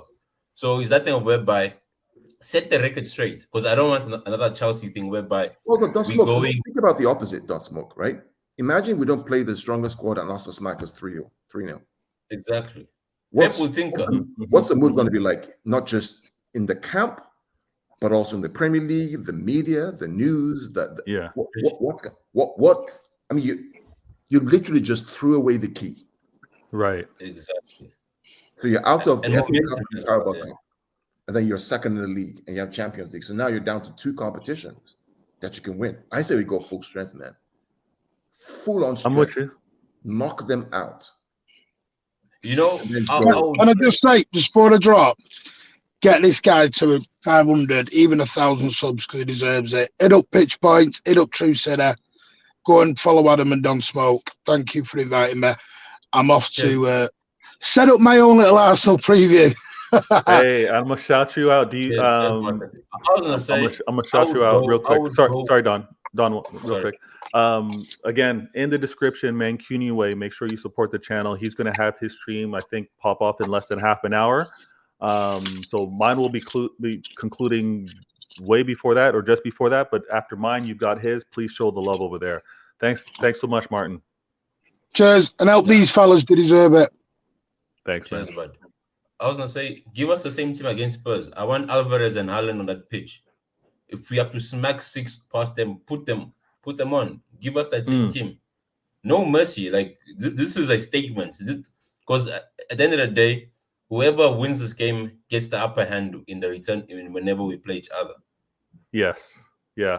And again, I don't think there's no harm. There's no harm in playing a full strength squad because you have the rest, right? And this is an important competition that we've always showed value in. So I'm with you. I'm gonna go to the comments real quick. True City fan goes, I'm back. Haha. I think he might be in between breaks or maybe in commute. Thanks for being in the show, True City fan. FIFA, I shouted you out a little earlier. I put your comment on screen. Now, I want to ask this question. Could there be an element of you're going to see my best 11, but I may not be applying how I want to attack you fully? Is there an element of that? Carl, Don Smoke, could there be an element of Go ahead. The thing is, we've seen us go down that road, and it didn't go. It didn't end well, Yeah. right? Because at the end of the day, they know each other, right? Yes. Arteta has worked under Pep, and Pep has seen Arteta through his career. So it's that thing of whereby the tactics, right? The core tactics will be okay. This is our philosophy, and then whoever has the best player or whatnot, or we'll see. I think it will be in-game management whereby they might play with each other, but Yes. the I'm excited, man. Yes, it I'm should be a excited. good chess game. It's more like it's going to be a good chess game. 100%. So I'm saying this from now. I'm saying from now. True City fan goes. Alvarez has to start.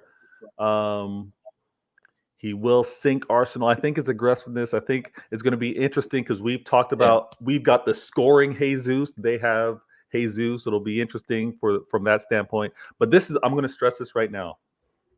And hit me up in the comments whether you're watching it live. Hit me up in the comments live or hit me on the replay. Carl, pitch points.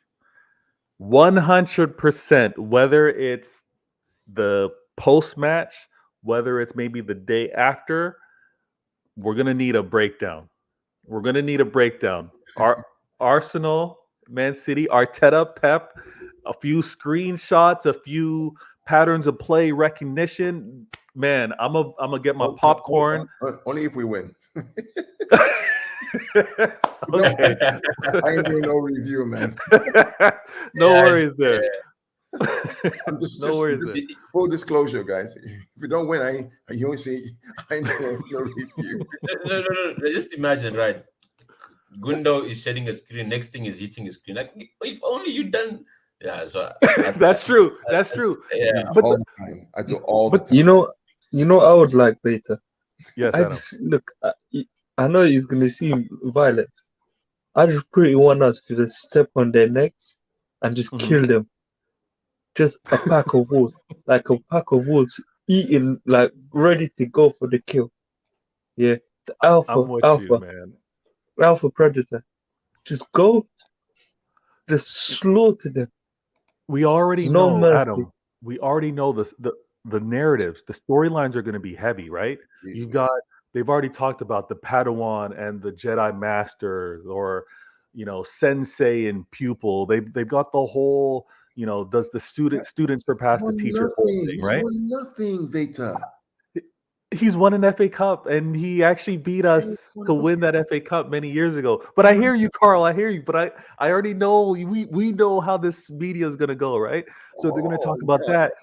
They've already hinted at I'm full. 6 months ago, I talked about how we've given 2 impact players to Arsenal. Again, we looked at the landscape. We know what our excellence and what we're pursuing. So it doesn't matter what the others have.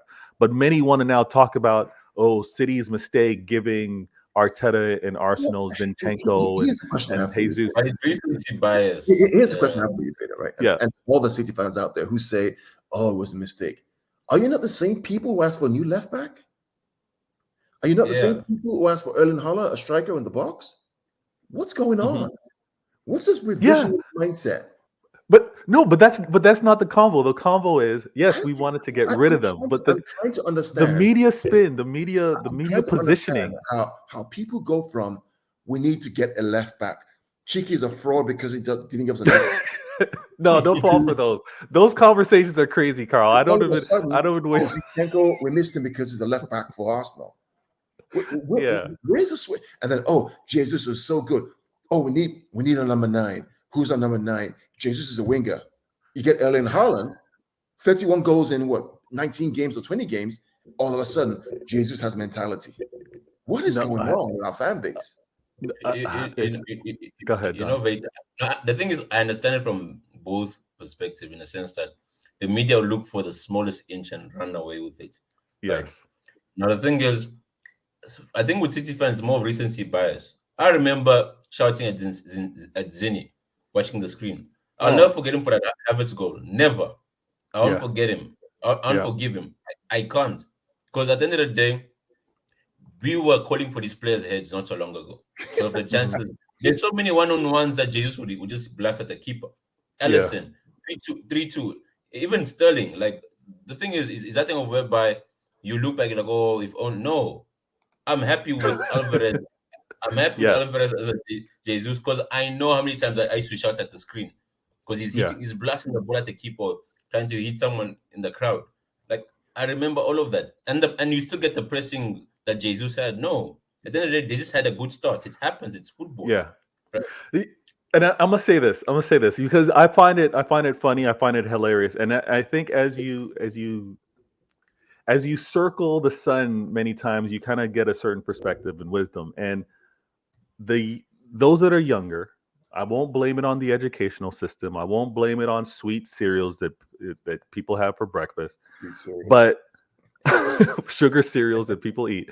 But the fact that you give something away and then you have remorse and then you have regret because you see someone playing with that thing or using that thing instead of you, that type of perspective, you got to get rid of that. And that's something with maturity. When some of the fan base are like having those regrets, I'm like, you know what? It is what it is. You do you.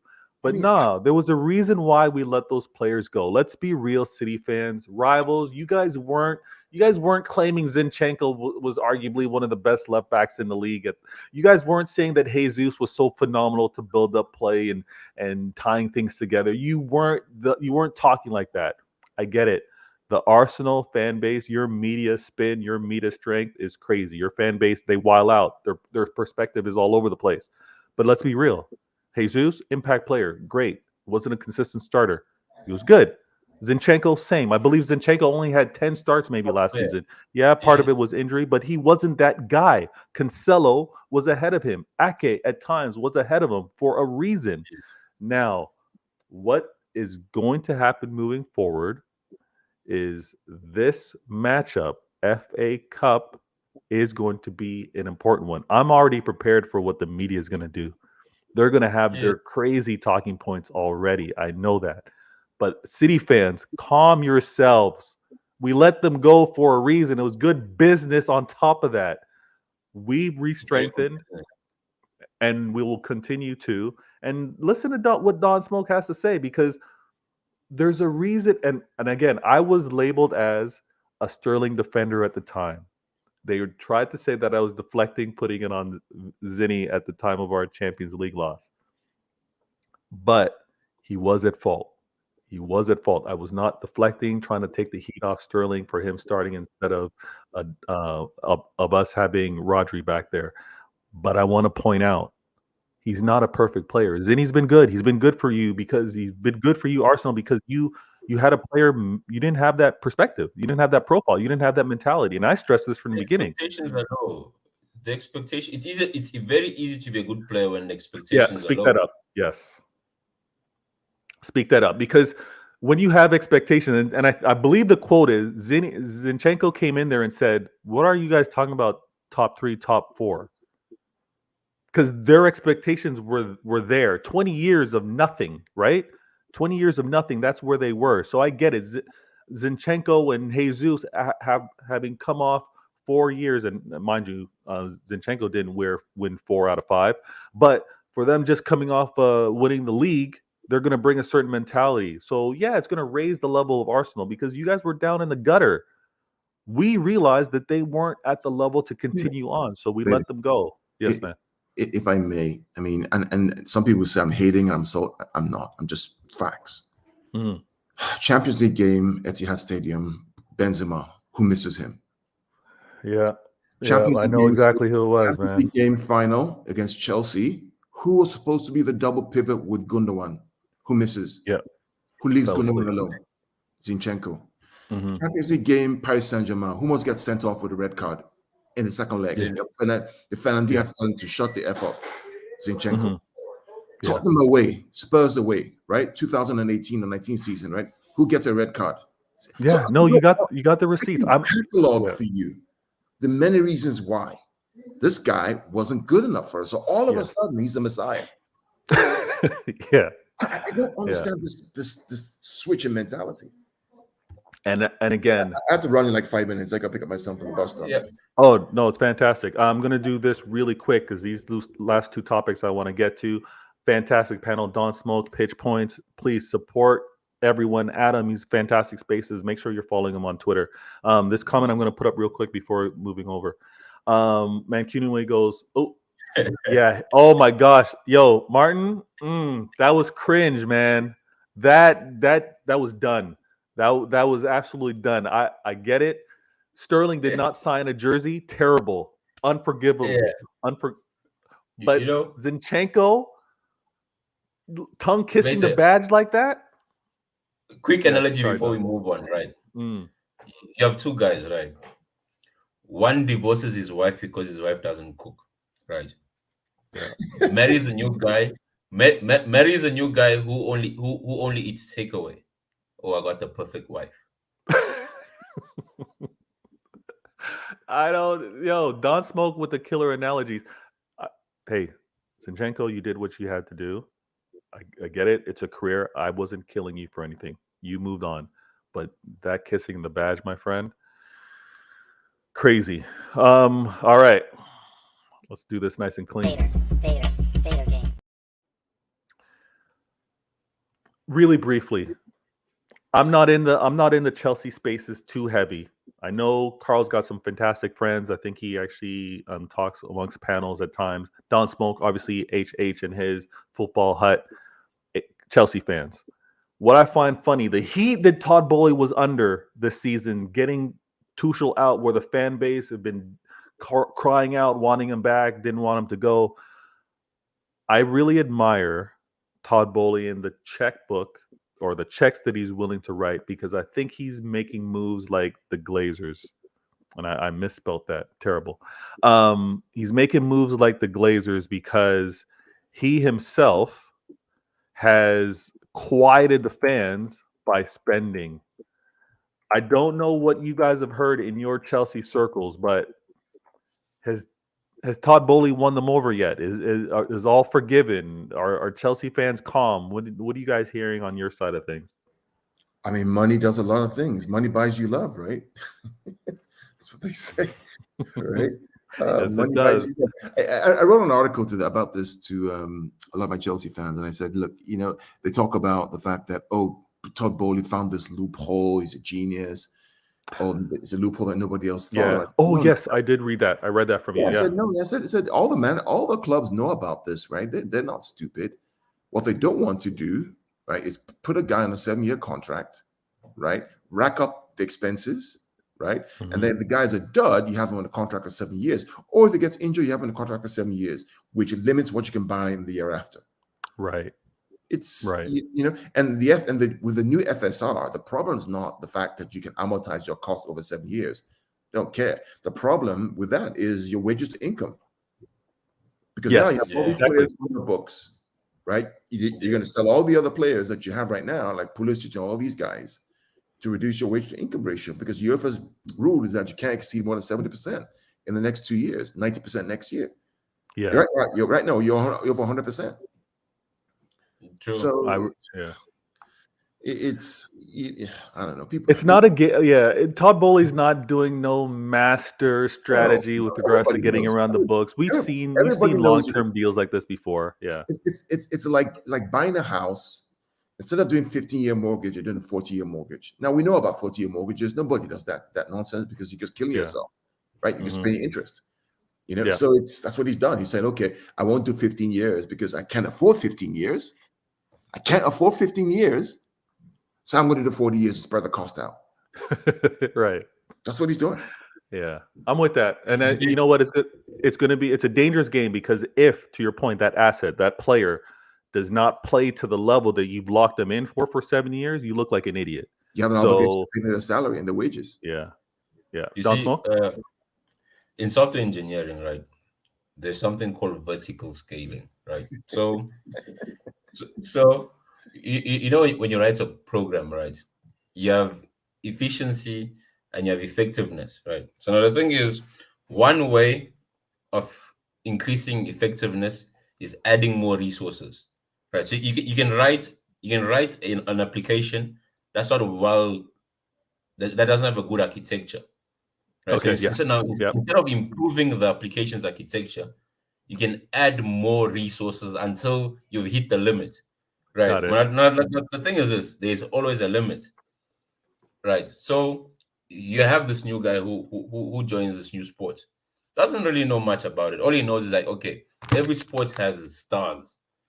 Right. So let's go find the biggest names. Right. And we're gonna patch over the problem. Is there an issue? Okay, no. Let's just get new things until you hit the threshold whereby you need to now go back and actually solve what the issue was. And that's the thing which this guy has been doing, throwing money at the problem instead of actually solving the problem. And the thing is, because if you look at it, there's not much of a difference. They just have new shining toys. And Glazers Yeah. United saw the same thing. Okay, who's the hottest thing on the market? They don't care of whether they fit the philosophy. He doesn't even know if there's a philosophy. Yeah. Like the science was in the guy's formation 4-4-3. Right, that just told you Yeah. everything. Like, let's get as many players as we can on the pitch. Right, and Yeah, we're he's gonna wild. overwhelm our opponent. The thing is, it's very funny from a management point of view. It shows that this guy is just here for a good time.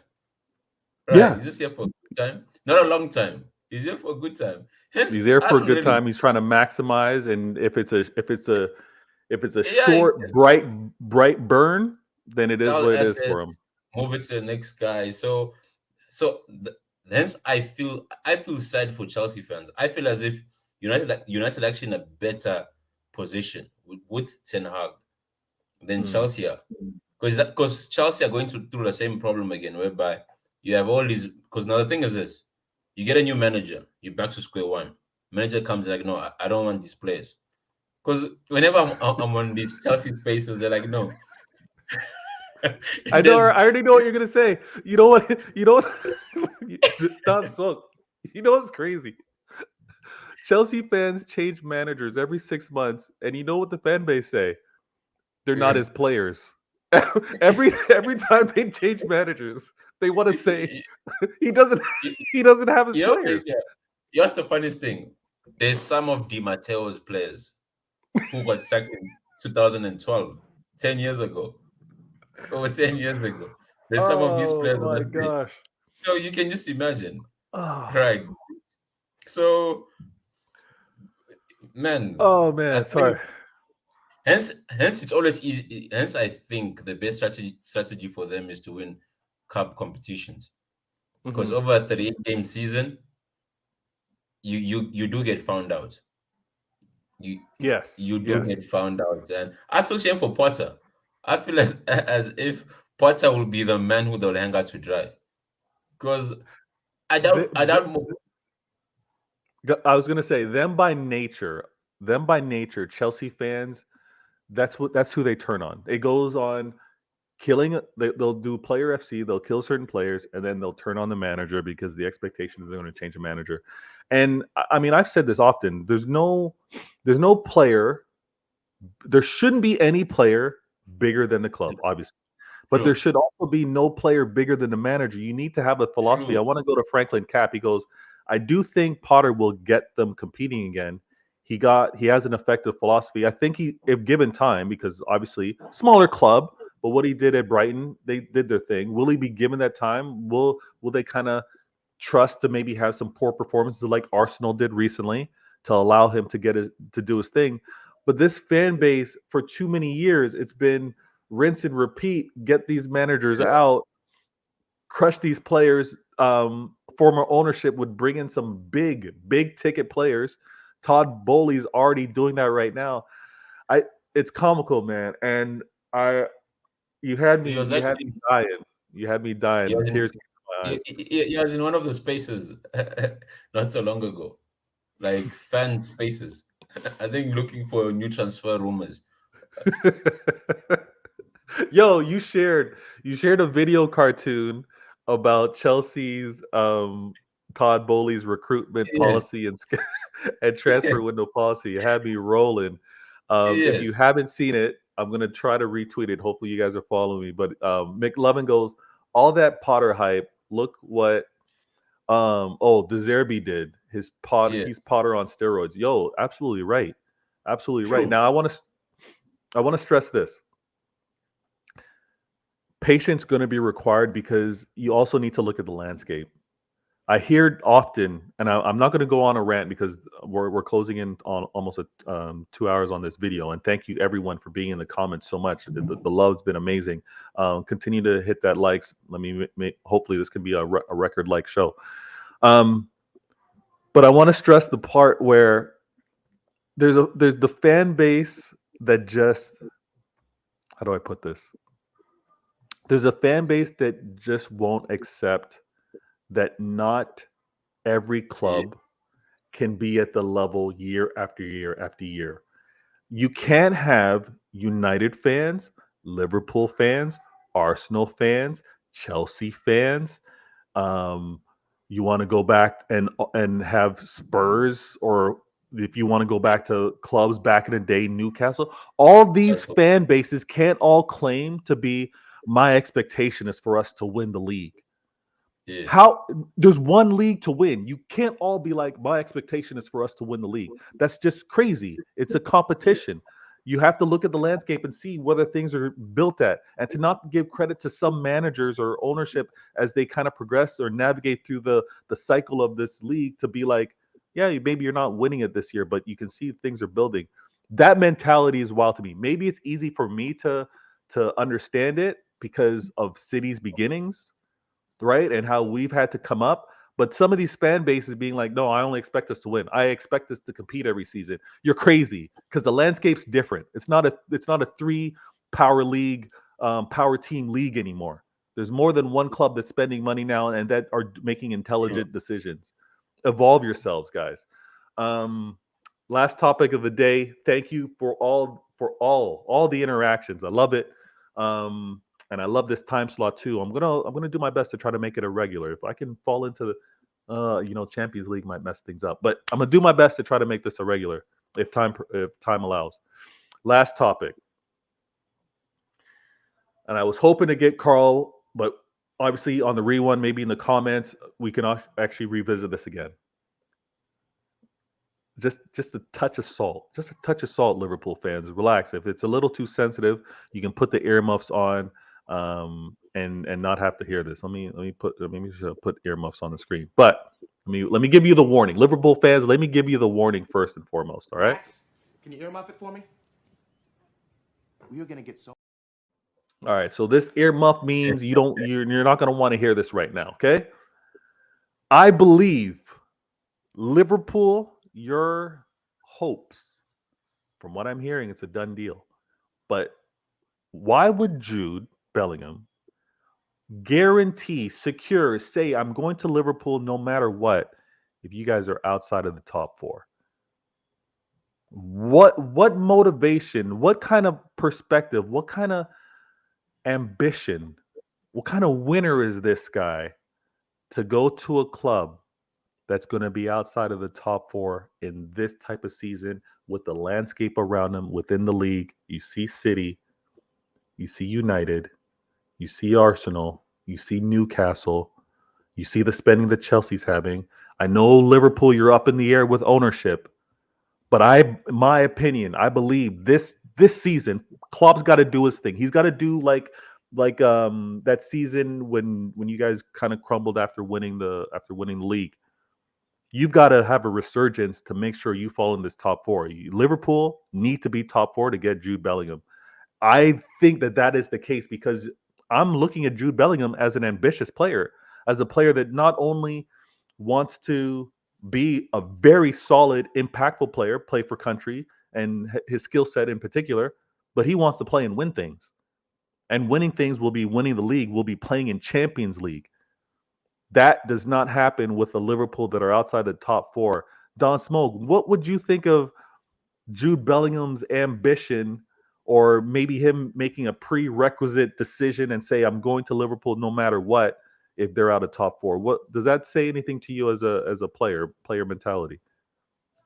I'd love him to go to Liverpool, right? If it was up to me. Yeah, I forgot. Yes. Me and You're Gundo right. share the same point on this. It's Yes. only Martin. think it's more. But I think Liverpool fans are suffering from cognitive dissonance, right? Mm. They living in last season, right? The quad already took off the quads, right? Yeah.